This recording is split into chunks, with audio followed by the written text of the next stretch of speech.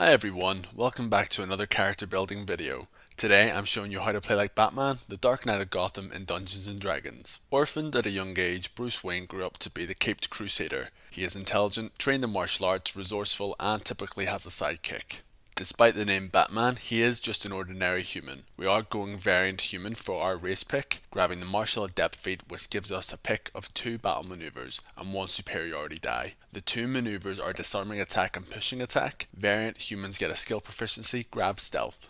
Using point buy, select 8 strength, 15 dexterity, 12 constitution, 15 intelligence, 13 wisdom and 8 charisma. Racial bonuses increase dexterity and intelligence to 16.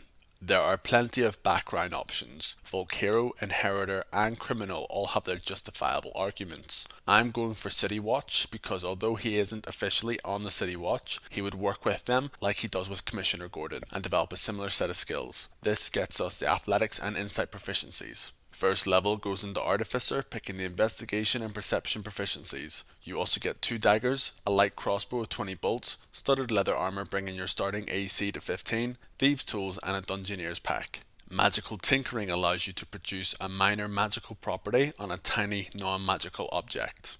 At first level, you learn 2 cantrips from the spellcasting feature. Guidance and Mending are R picks. From the Artificer spell list, you can prepare 3 first level spells. Absorb Elements, Expeditious Retreat, and Featherfall will give you a range of situational options. At second level, we go in Artificer again, and you learn how to infuse items with magic. You get to pick 4 Artificer infusions. The returning weapon infusion on a dagger is your batarang. You can now throw a sharp object at a person and it returns to your hand. Replicate magic item can be selected multiple times, each time for a different magical item. We need Goggles of Night to see in the dark without using a light source, which could attract enemies. A Bag of Holding carries all of our tools and is useful for your party early on. This is your utility belt, and Sending Stones are your radio system to get in touch with your Alfred, or in your case another party member. Getting another first level spell to prepare, Identify is good to have on hand. At third level Artificer, you get to pick a Artificer Specialist subclass. Battlesmith offers you another tool proficiency, and Battlesmith spells mean you have a selection always prepared, such as a shield spell. You get the Battle Ready feature, meaning you gain proficiency with martial weapons in case you want to expand your horizons, and if you attack with a magic weapon, you can use your intelligence modifier instead of strength or dexterity for the attack and damage rolls. The Battlesmith subclass offers you the Steel Defender, which is a faithful construct companion. You have built your own Robin, which takes its turn immediately after yours. On its turn, it can move, use its reaction, and use the dodge action by itself. If you want to command it to take a different action, you must use your bonus action to do so. Steel Defenders get some healing from the Mending spell and can be revived as an action by expending a spell slot and using Smith tools. We continue with Artificer for level 4, getting another first level spell to prepare and your first ability score increase. Increase your dexterity by 2 points. At level 5 Artificer, we get access to extra attack to attack twice rather than once whenever you take the attack action. You also get access to second level spells. Branding Smite and Warding Bond are Battlesmith spells already prepared. Level 6 Artificers get a tool expertise. At this stage in your campaign, you may decide that a certain toolkit would benefit you more here. Level 6 Artificers also get another spell to prepare and 2 more infusions. Creating a spell refueling ring for the main spellcaster of the party is a great team player move that Batman would totally make, in addition to making himself a pair of boots of elven kind to aid in his stealth. Level 7 is another Artificer level, and you get Flash of Genius. Bruce Wayne is extremely well versed in many fields of expertise. His problem-solving skills are second to none. Under pressure, you are great at coming up with solutions. If you or another creature within 30 feet make an ability check or saving throw, you can use your reaction to add your intelligence modifier to the roll. This can be done an equal number of times to your intelligence modifier per long rest. So level 8 is our first level in Monk. With 18 dexterity and 13 wisdom, you now have an unarmored AC of 15. This is 1 less than what you would have with studded leather armor, but without armor restricting your mobility, you can display your martial arts skills. When you take the attack action with your fists or a monk weapon, which is your batarang, then you can take 1 unarmed strike as a bonus action. Your unarmed strikes use your dexterity modifier and the die is 1d4. Level 9 is the second level in Monk, now allowing Batman to harness his inner chi. You get a number of key points equal to your monk level and the option to use Flurry of Blows, Patient Defense, and Step of the Wind. These expand your bonus action choices, and you also get an extra plus 10 to your movement speed while you're not wearing any armor. Level 10 is your third level in Monk. You can now pick a monastic tradition. We're going for Drunken Master.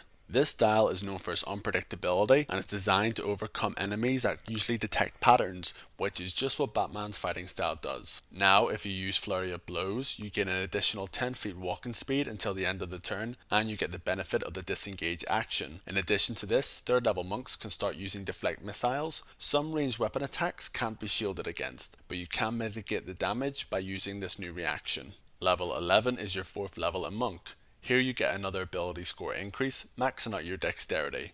You also gain the slow fall feature, meaning that you can use your reaction to reduce falling damage by 5 times your monk level, which in this case would be 20. This is a good backup when you can't use or don't want to use feather fall. Think of this as Batman using his cape to glide.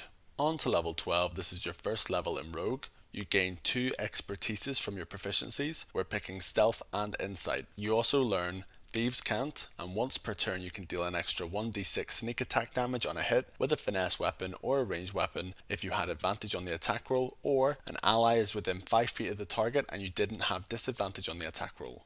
Level 13 is your 2nd level in rogue. You get access to cunning action. This means you can disengage, dash, or hide as a bonus action. This somewhat overlaps with the key bonus actions that you've already gained through Monk, but will save your low supply of key points for better options. Level 14 is your 3rd level in Rogue, picking the Inquisitive subclass. You get 3 subclass features, the first one being Ear for Deceit. This means that when you make an insight check to determine whether a creature is lying, you can treat a roll of 7 or lower on the die as an 8. Eye for Detail means that you can make a bonus action perception check to spot hidden creatures, or a bonus action investigation check to uncover or decipher clues. This illustrates Batman's speed of processing information. The 3rd inquisitive feature is Insightful Fighting. This allows you to make a bonus action insight check against a creature, contested by their deception check. If you win, this allows you to apply sneak attack damage without requiring advantage or an ally within 5 feet of them, as long as you don't have disadvantage. This benefit lasts for 1 minute. Speaking of sneak attack, the bonus damage increases to 2d6.